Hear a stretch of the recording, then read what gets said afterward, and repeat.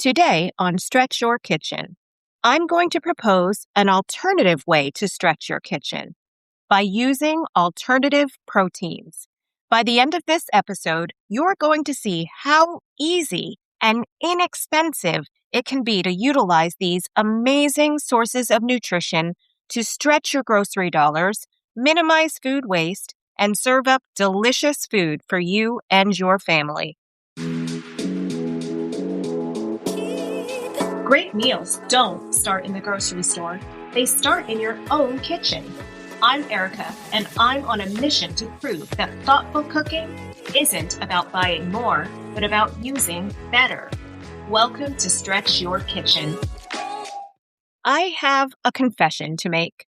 I once had a slight fast food addiction. Now, before you think, that's not a way to stretch your kitchen, believe me, I know. And trust me, the addiction was very short-lived. Let me give you a bit of background. It was late 2020, and we were all in the midst of the COVID pandemic. Everything was shut down, and the world often felt scary and uncertain. Well, something new and exciting emerged to brighten some otherwise dismal days that I had been having. That new was something called the Impossible Burger. And I think it was actually called the Impossible Whopper. But Burger King was the place that offered up that delectable treat. Think back, COVID was definitely a time of isolation. It was a time when we were all sort of seeking comfort in one way or another. I challenge you to find a single person who didn't consume maybe a little bit too much wine or overindulge in popcorn while binge watching for hours on end. It just so happens that I was about a year into following a vegan lifestyle, and I was doing really well, and I was learning a lot. But some of those difficult COVID days, all I wanted was something that felt like comfort. Don't get me wrong, I absolutely love vegetables and beans and fruits and grains. But something was missing, and that something was a big, juicy burger. And Burger King's new offering was just that. Could I really have the best of both worlds? Could I abstain from meat and dairy while still satisfying the urge to bite into something that didn't taste quite so healthy? The answer was yes. It was the Impossible Whopper. I kid you not when I tell you that it was very short-lived. As soon as I realized that the burger was setting me back $10 every time I consumed one and adding 630 calories, I realized that I needed to stop. Yes, that healthy, Impossible Whopper was a mere 30 calories shy of a traditional Whopper, but it was absolutely delicious. And it was there for me when I needed it. So I did abandon the Impossible Whopper just 4 short weeks into my addiction, and I haven't had one since.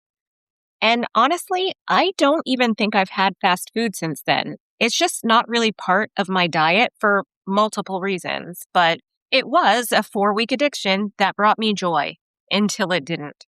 While my vegan diet lasted only about a year longer, I've never abandoned my desire to creatively incorporate alternative proteins into my diet in efforts to stretch my grocery dollars and minimize food waste and still cook up delicious food. Only now, those alternative proteins don't come packaged and ready to eat in a fast food carton. So that leads me to today's kitchen quest. The Kitchen Quest is where I tackle new topics each week to help you stretch your grocery dollars, minimize food waste, and turn what you already have on hand into delicious, flavorful meals.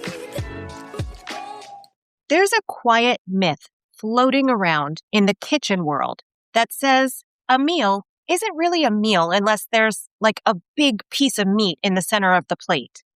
Chicken breast, steak, pork chop, salmon. For decades, we've been taught that protein means meat.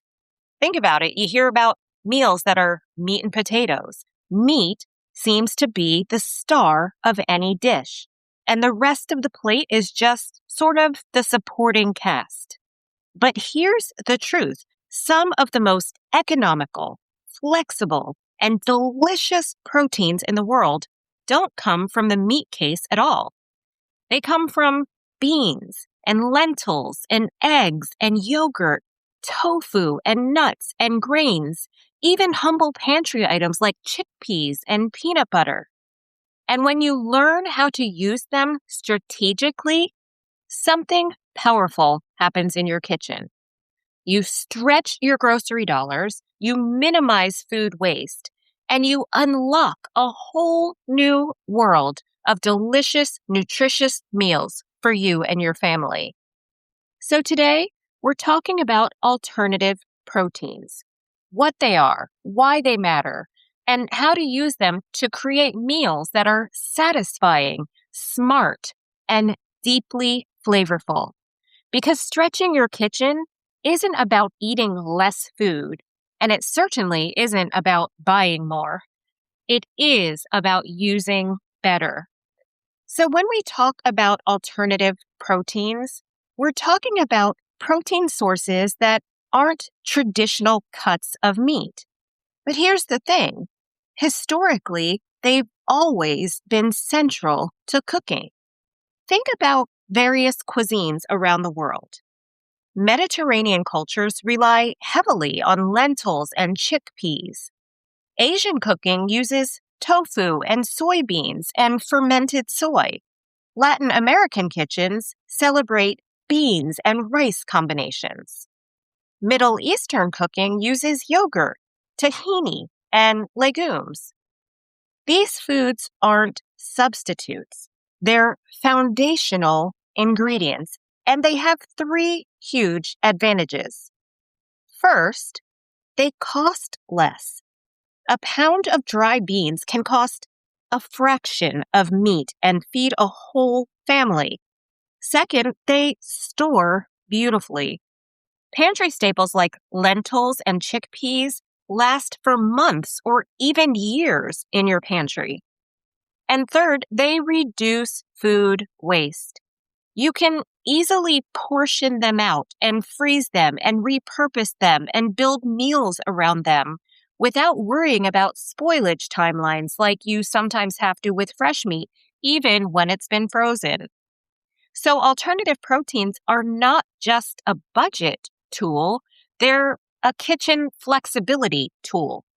Let's take a few moments to break alternative proteins down into categories. Because once we can break them down into categories, we can see how easy it is to use alternative proteins to stretch our grocery dollars and stretch our kitchens. First, let's discuss beans and lentils. These, I think they're the pantry powerhouses. Beans are one of the greatest stretch your kitchen ingredients of all time. They're, first of all, inexpensive.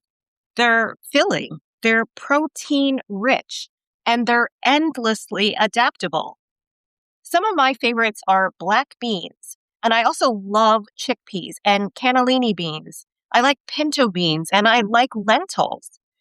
And here's where creativity comes in. Beans can become so many things. They can become refried style bean spreads. Mash some black beans with cumin and garlic and lime and use it for tacos. Or mash pinto beans, add some cheese, and you have bean and cheese burrito night. But beans don't just have to be used as spreads. They can become crispy, roasted snacks. Have you ever tried roast chickpeas with olive oil and spices? They are crunchy and addictive. Beans can also become meat extenders. You can mix beans into just about any protein to extend that protein. You can mix lentils, for example, into meatballs. I talked about that before. Or into taco filling or into sloppy joes.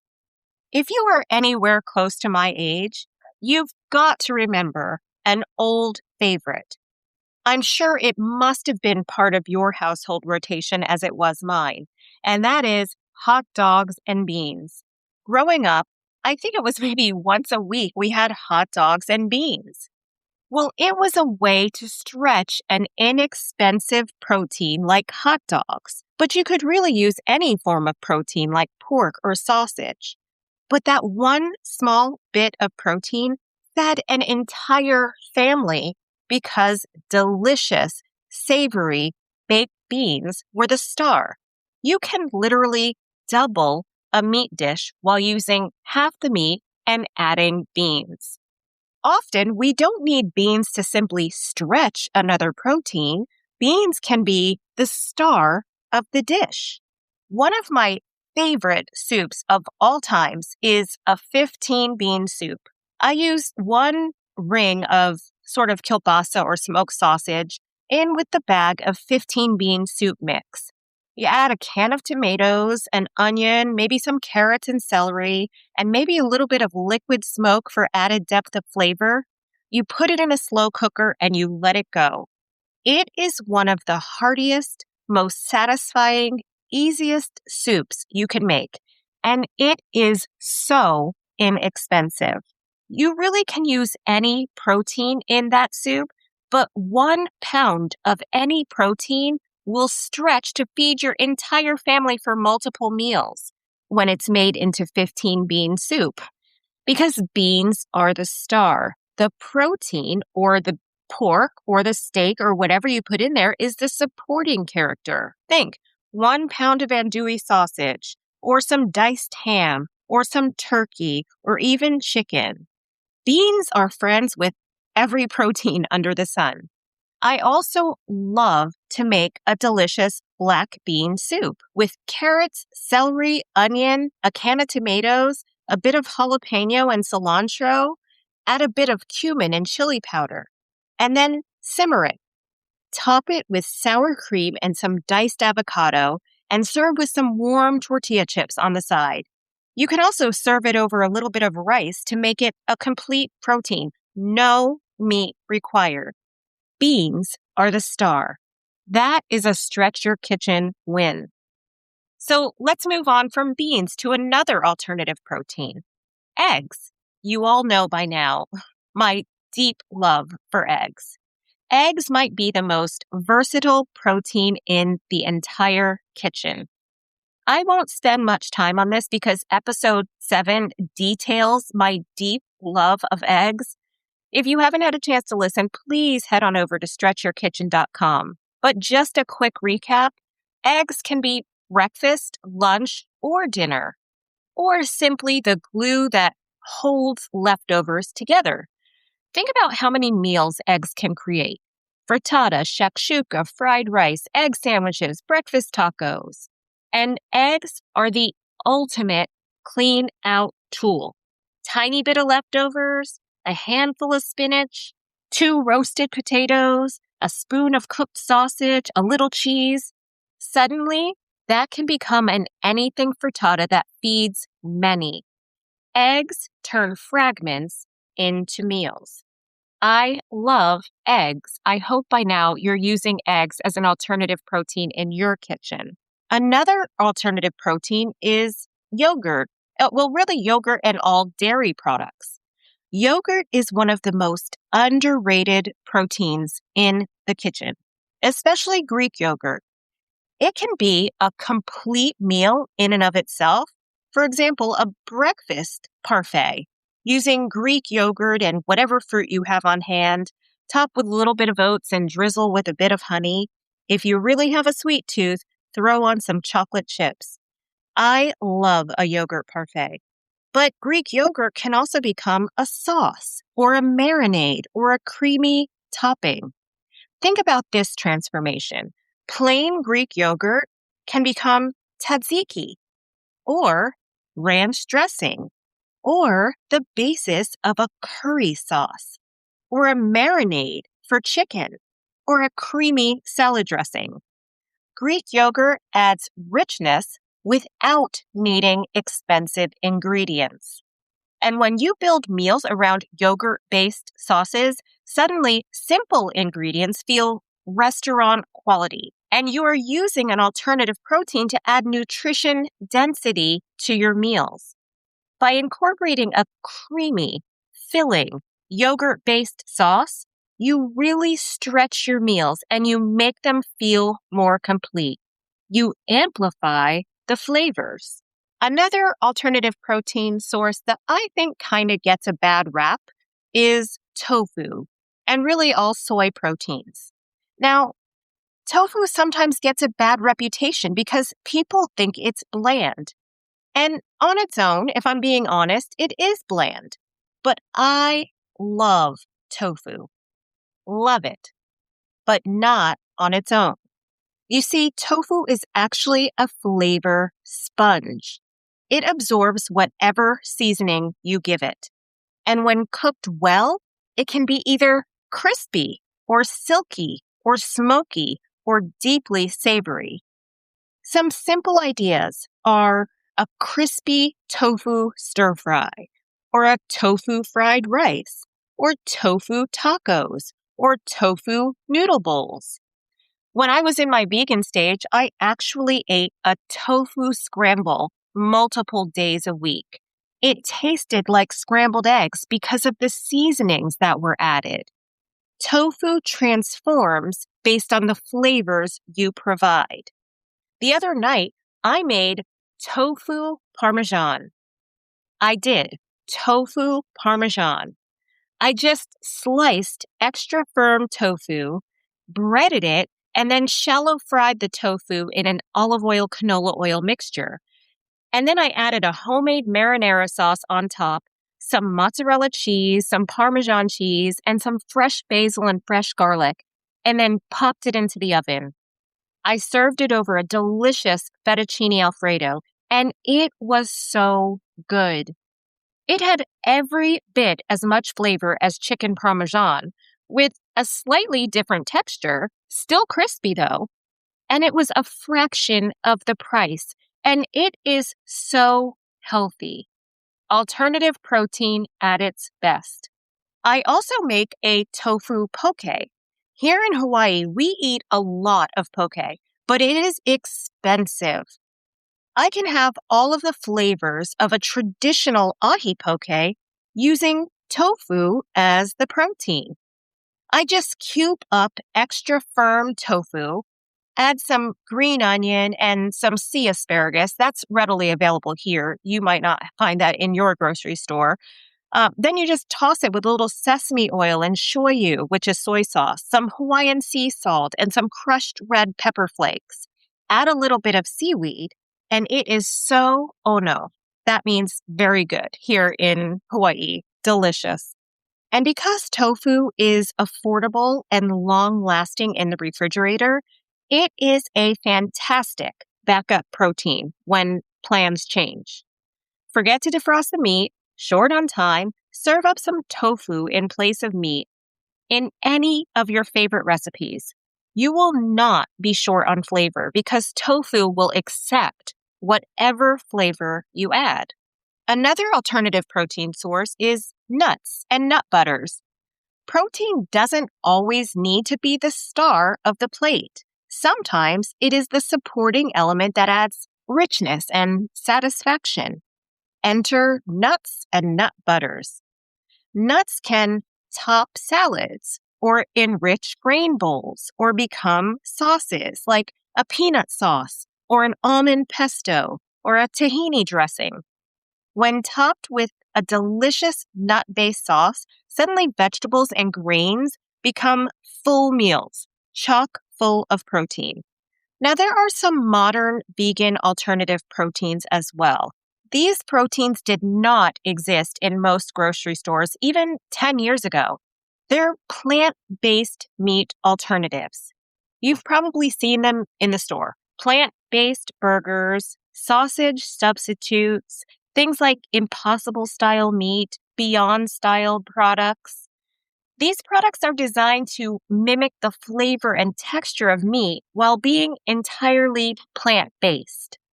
For some people, these proteins can actually be really useful tools because they're extremely convenient. And they also mimic the flavor and texture of meat, so you might not feel like you're missing anything in the absence of traditional meat proteins. Many of these products cook just like ground meat.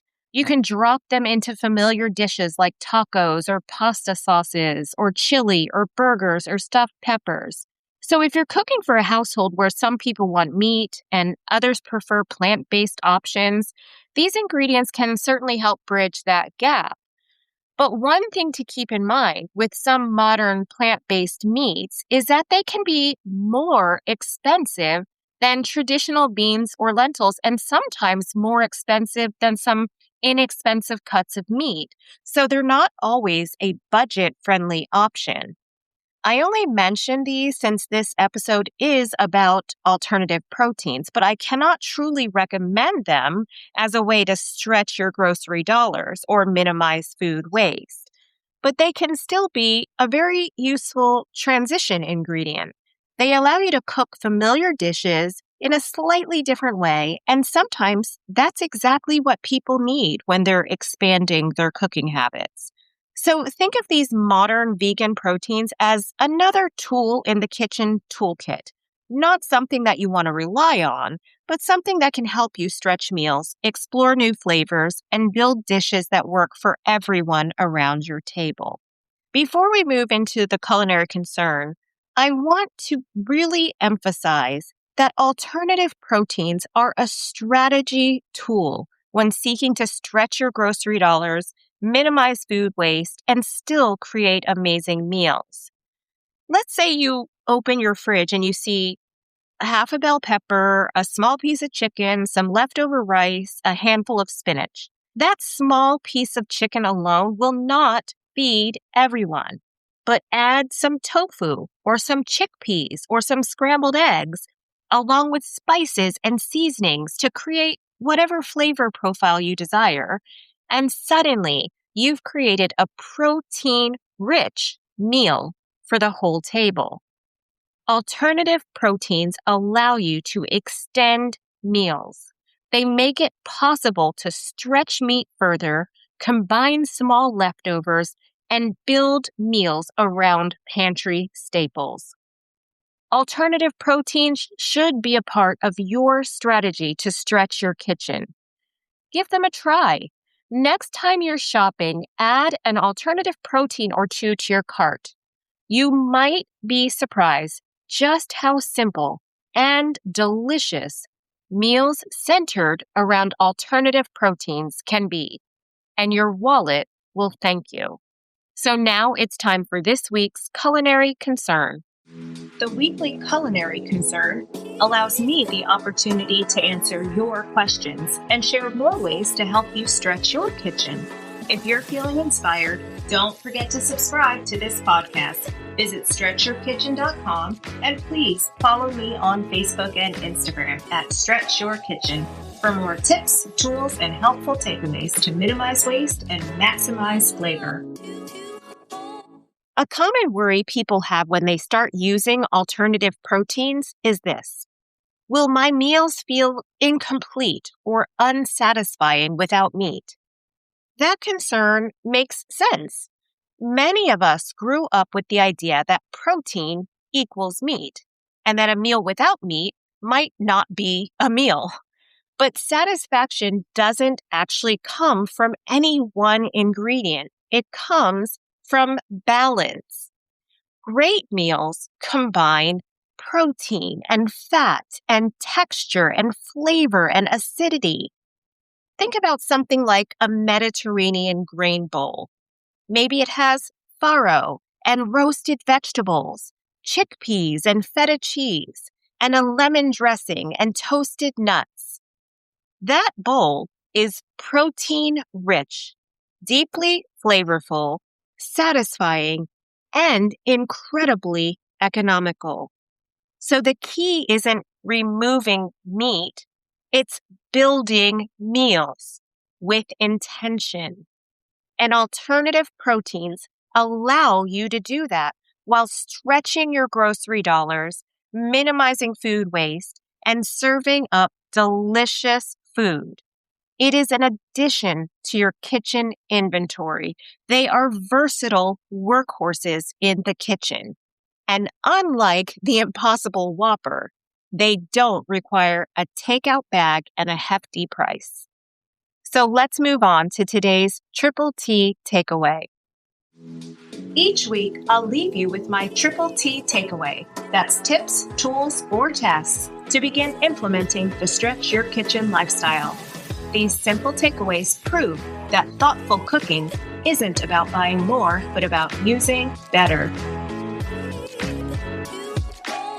This week, I want to offer you strategies for incorporating alternative proteins into your meal preparation.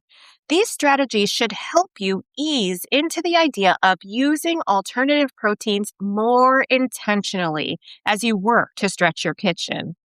So first, there's strategy number 1, the half and half strategy. When cooking ground meat dishes, use half meat and half lentils, or half meat and half beans. This works beautifully in tacos and chili and pasta sauce and meatballs, as I mentioned before. And honestly, most people won't even notice the difference. That's a great strategy for incorporating alternative proteins intentionally into your meals. Strategy 2, the egg strategy. Use eggs to stretch leftovers. Leftover rice, leftover vegetables, leftover roasted potatoes. Add eggs. You will instantly have fried rice or breakfast hash or a frittata. That is a great strategy to use what you have on hand, in this case leftovers, and stretch your kitchen. Strategy number 3, 1 alternative protein per week strategy. I would love for you to choose 1 dinner per week that starts with an alternative protein. Beans or lentils or eggs or tofu or yogurt, and then build flavor around it. This habit alone can dramatically cut your grocery spending over time. So those are 3 good strategies to get started or to continue in your journey to use alternative proteins to stretch your kitchen. So I just would like to leave you with a very important takeaway, which is a stretch your kitchen truth. Protein isn't about price. It's about possibility. When you expand your definition of protein beyond meat, your kitchen becomes more flexible and more creative and far more economical. Beans can stretch a meal, eggs can transform leftovers, yogurts can build sauces, tofu can absorb flavor, nuts can add richness. Suddenly, your meals aren't limited by your meat inventory. Rather, they're powered by everything your kitchen has to offer. And that is the heart of Stretch Your Kitchen.